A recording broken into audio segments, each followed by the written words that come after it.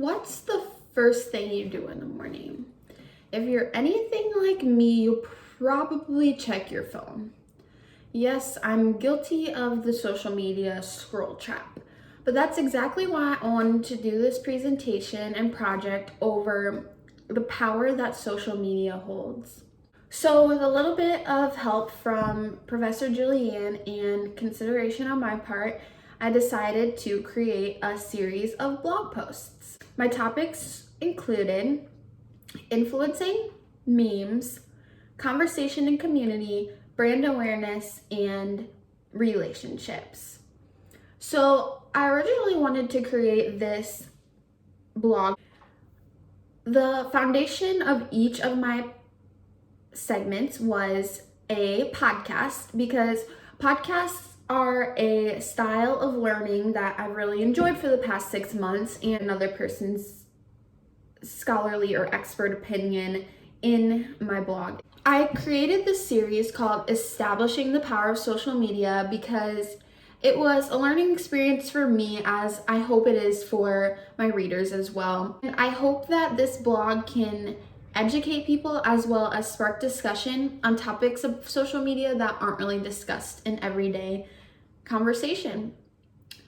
So my first installment was called 4 Tips for Bringing Out the Social Media Influencer in You, because influence is really so powerful on social media. We obviously live in a day and age where we are surrounded by Instagram influencers, YouTube bloggers, and product marketing in general online. So I wanted to make sure to include this segment first. I wanted to create my own tips so that people could get an idea of what my voice sounds like, and I was sure to make sure that it was grounded in scholarly research, as I used a podcast from social media expert Rebecca Radis, and after hearing her tips, I was able to kind of dive into those and create my own tips, as well as leaving the podcast there for anybody who wants to listen to it. In between each of my tips, I was sure to add personal examples, diagrams, pictures, videos, and even an article from a university. I did this to make sure that my research was grounded and people would actually believe what I was saying. And for my first week, I think it was actually pretty solid work. So, for my second installment, I wanted to lighten the mood a little bit and talk about memes, which came, you meme, I meme, we all scream for meme. To lighten this up, I decided to use only a podcast for people to look at, as well as a few memes that I created myself, actually. It was actually pretty fun, and I probably will continue to create memes in the future. But anyways, I decided to use a podcast from NPR called Science Diction, and it was about the origin of memes. So yeah, right now I'm literally picturing so many different memes in my head, but it's probably because there are all so many memes circulating the internet, connecting people every day. When I first started this project, I thought that social media was one of the best ways to build communities and conversation. But learning in this process, I realized that that might not be the case. But I still wanted to create a segment of the series about communities because I know that people definitely, especially in the time of this quarantine, are wanting to find ways to build communities and have conversations online. Which came forth my blog post, #BuildingConversation. This episode, I really wanted to talk about hashtags and Facebook groups as a method for people to create group discussion as well as connecting between communities. And I used actually a screen clipping from Facebook's website that was a model for how to actually create a Facebook group. as well as an article from a university talking about how the university uses memes to, connect their students and make them feel like they're one and the same. They have things that they can talk about and connect on. Conversation is definitely a building block to communities, and communities can be formed on social media. You just have to know where to start. So most of these blogs I made to help people, and throughout the process I was like, okay, yeah, this is to help people, but it's my learning experience as well. So I wanted to research a little bit about brand awareness, because I know how important brand awareness is in marketing as well as just on social media in general. Hence came my segment, Harnessing the Power of Brand Awareness.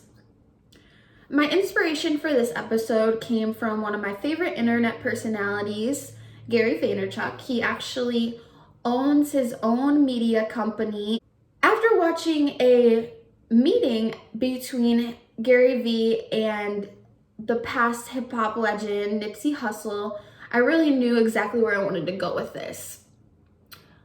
So I used the rule of three. This was my favorite kind of format to go upon, because it kept everything organized, and I was able to get not too much information, but just enough information that people could look into it, as well as getting my own opinion about the subject matters. Week 4, I used a Gary Vee video, a quote from Chanel and Fendi's leading designer, as well as a social media marketing podcast. And I was able to build upon each of those pieces of scholarly information to kind of fulfill my goal for the week. Creating brand awareness and just being aware that it exists in general is huge in social media, so I'm really happy that I created this week's post. And to end, I decided to talk about relationships. Depth is something that's really important to me, so I like to put a lot of thought into my work, and after a little bit of research, I decided that I needed to talk about kind of the depth of relationships and how superficial relationships kind of differ to those real lasting relationships. And social media is one of the ways that we can do this. I used the rule of 3 again, and I chose a video from The Atlantic, which was a video that was talking about how the internet has changed relationships. Second, I showed a TED Talk of a sophomore in high school who was giving her kind of perspective on how social media has influenced her friendship. Lastly, I chose a podcast that was a sit-in on a couples therapy session, and in their therapy session, they just talked about how social media has influenced their relationship, how they've had to kind of manage when they do and when they don't use social media, so that way they can keep their relationship thriving. My purpose of this segment was definitely to show that social media can make or break your relationship. Relationships are important to maintaining a healthy lifestyle, so I wanted to show how social media has the power to hold those relationships literally in our pocket at all times.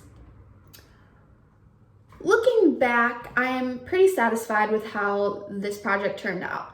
My original vision statement was, I intend to make a series of media posts that will help users recognize the power of social media and guide them to use media in a positive way. and I really do think I fulfilled that goal. While it was a lot of hard work, a lot of research, and just time in general, it was worth it in the end. I now have a portfolio that I can use to show future employers, and I educated myself through this entire process.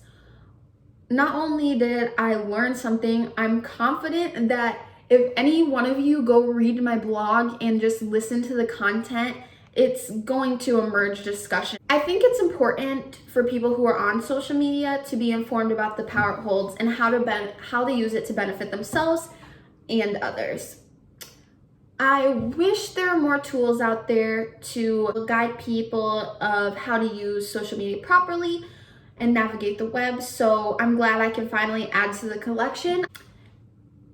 So yeah, if you want to check out my blog, it's https://abigailrowling.wixsite.com/blog. Yeah, thank you. Oh, and don't forget, when you wake up in the morning and you grab your phone, how much power you hold in your hand.